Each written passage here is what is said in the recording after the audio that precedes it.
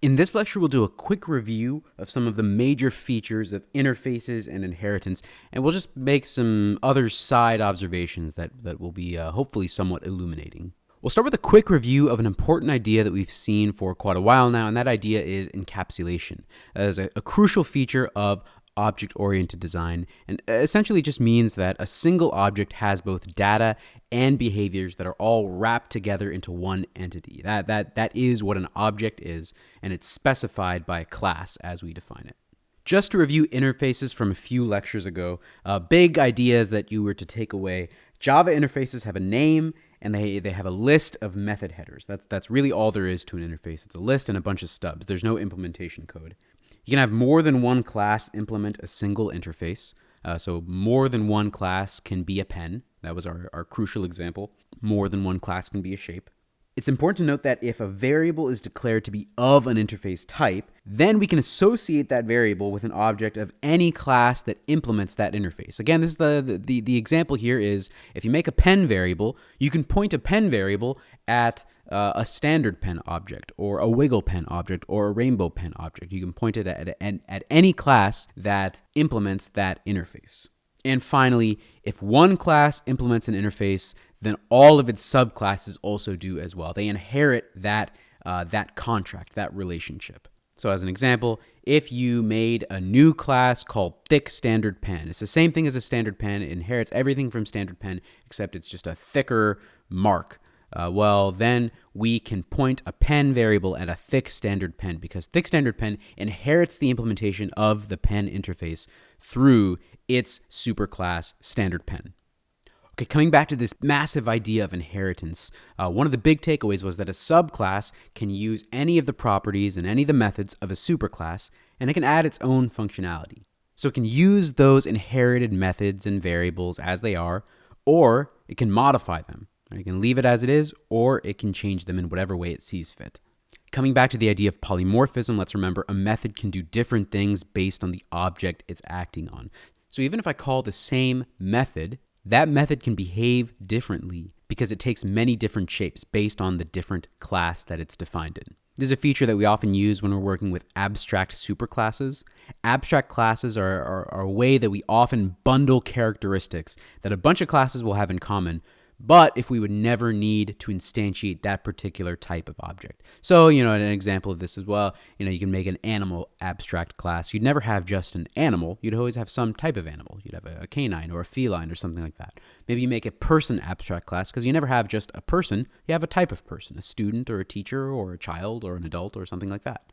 That's the crucial feature of abstract classes. They allow us to define common behavior that subclasses will have without having to deal with the possibility of actually instantiating an instance of that abstract class. So let's look briefly at an example of polymorphism in action. Here we've got an abstract class animal.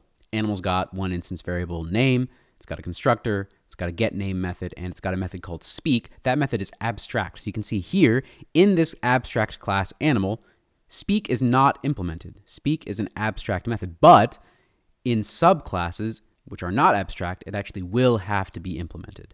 So here again at the top, we see our abstract class animal, and we can see two subclasses of animal. One is lion, one is dog. Both are concrete classes. That means we can make instances of them, and in fact, we intend to.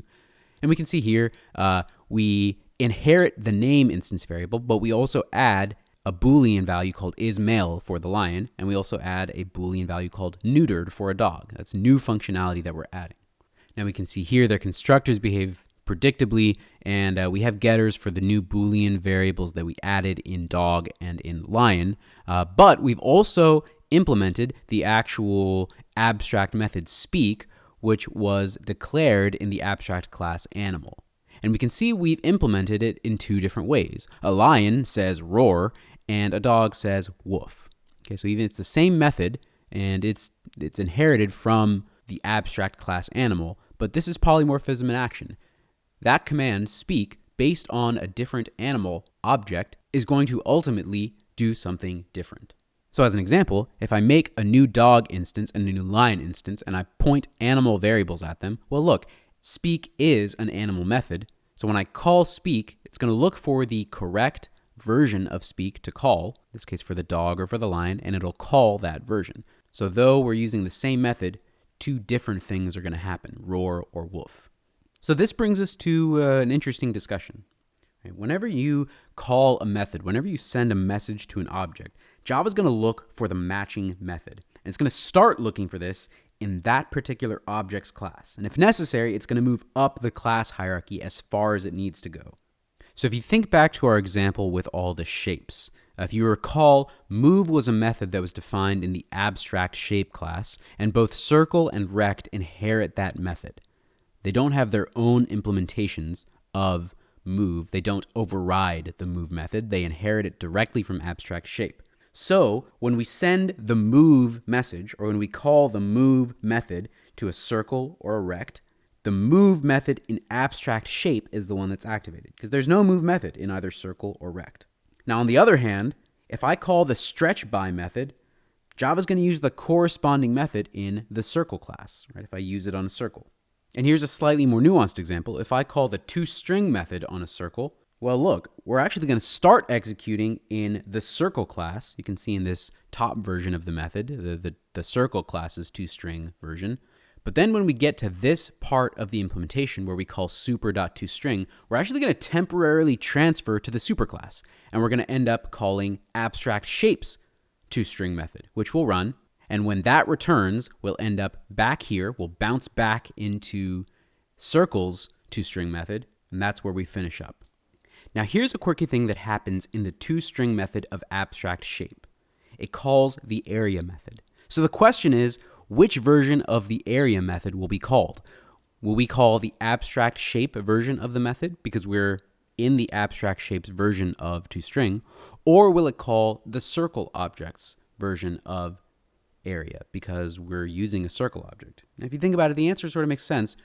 The actual object that we're using is a circle object. So when we call the area method, even in the abstract shape constructor, we're going to end up using the circle object's version of area. Now, admittedly, this is a little strange. It's weird that the toString method in a superclass activates the area method in a subclass, but there you have it. Now, to be honest, this is a really quirky, strange example. You might do this a long time before running into an actual situation where this is going to happen. But this sort of thing is very commonly tested on the AP, and it's a good opportunity to really probe your understanding of the way this is going to work. Okay, you might have noticed that there are 4 ways that methods in a subclass can relate to methods in a superclass. We're going to go through them real quick. The first is implementation of an abstract method. So we've seen every subclass has to implement any abstract methods that are in its superclass. So abstract methods are really a way of requiring certain behavior in subclasses. A good example of this is the speak method that we saw in the animal and the dog and lion classes. Methods in a subclass can also extend a method in a superclass. This happens in one of 2 ways. So first, a subclass method might not even exist in a superclass. So for instance, a female dog might add the method have puppies, which a dog doesn't have. And we're assuming that female dog extends dog. Second possibility here is the subclass method uses the same method that already exists in the superclass, and then it also adds new behavior with its own operations, like its own stuff that it does. So as an example, in the dog class, which would be our superclass, the speak method prints bow wow. And maybe the female dog extends dog, and inside the female dog speak method, we have a call to super.speak, so we use the superclass's speak method, but then we also, in addition, print, I'm a girl dog. That would be an example of us extending the superclass version's method with some new added behavior on top. A subclass method can also completely override a superclass method. So in this case, the subclass method doesn't call the superclass method at all. That's different from the example we just talked about. Here, the subclass method is a total replacement of the superclass method. So we can see an example here. Take a second and pick through that if you'd like. And last of all, the final relationship can be one of finality, where a method in a superclass is complete. We think of it as done. We're not going to want to allow any further modification of it. And in this case, we'll declare that method as final. That means that no subclass is allowed to modify or override, change or overwrite in any way that method. An example here would be the dog class's getScientificName method, which returns this one particular Latin naming of the dog. And both female dog and male dog are both going to have that same scientific name. So we declare that method as final because we don't want female dog and male dog or any kind of dog to be able to override or change that Latin name. That's a final method. Okay, moving on to our next grab bag inheritance topic. Interfaces are useful and they're a powerful way for organizing code, but they're not actually necessary. Without the shape interface, implementing abstract shape actually looks largely the same except for the header. We just have public abstract class abstract shape. There's just no implements shape there. We could still include all the same methods if we wanted to. And likewise, if you wanted to, instead of declaring shape variables and associating a circle or a rect or a wheel object with those shape variables, you could just declare an abstract shape variable and associate circles or rects or wheels with an abstract shape variable. That would still let you do polymorphic manipulation of those objects, say in an array, but this time of type abstract shape rather than of type shape. So then the natural question you probably have is, well, why should I use an interface? Why should I bother? The short answer is they're nice, right? Interfaces are contracts, and they give us some sense of reliability, some confidence that the class that we've written will be able to perform certain functions. Right? If you'd like, take a second and read this short little paragraph to consider why giving up the freedom to violate those conventions, why it's a worthwhile thing to do. But the truth is that for an intro programming class like ours, our programs are relatively short and simple, such that this distinction is maybe a little more subtle than we need to get.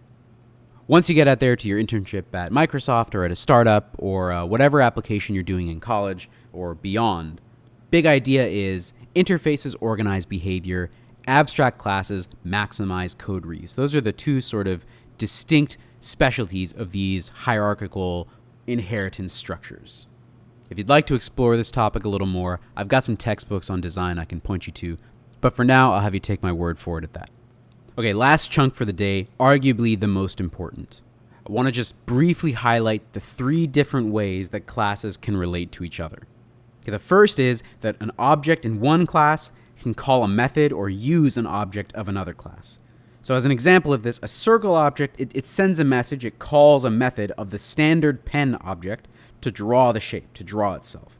So in this case, the sender's object, that would be the circle object, that's the client object, it depends on the receiver object's class, and we call this relationship dependency. Okay, the circle depends on the standard pen.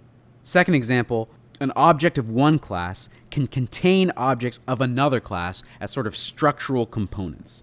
So a made-up example of this is if I have objects of type classroom, maybe a classroom object has an instance variable that is an array of student objects. So a classroom contains students. We'll often say this is a has-a relationship because a classroom has a student. In fact, it has multiple students.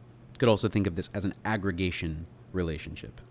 Okay, and finally, an object's class can be a subclass of some more general class. So an example of this is, well, the wheel class is a subclass of circle, and circle is a subclass of abstract shape. So these classes are related by inheritance. In other words, this is an is-a relationship, because a wheel is a circle, and a circle is an abstract shape. In case it's helpful, here's a little pictorial guide. You can see those 3 relationships, dependency, aggregation, and inheritance. You might think of them as using, has-a, and is-a. Okay, that was a bunch of different topics, all related under this large umbrella of inheritance. Before you close up shop, a couple things to think about. First, take a look at the following little code chunk and describe how the JVM, the Java Virtual Machine, is going to find the exact right method to run at runtime here.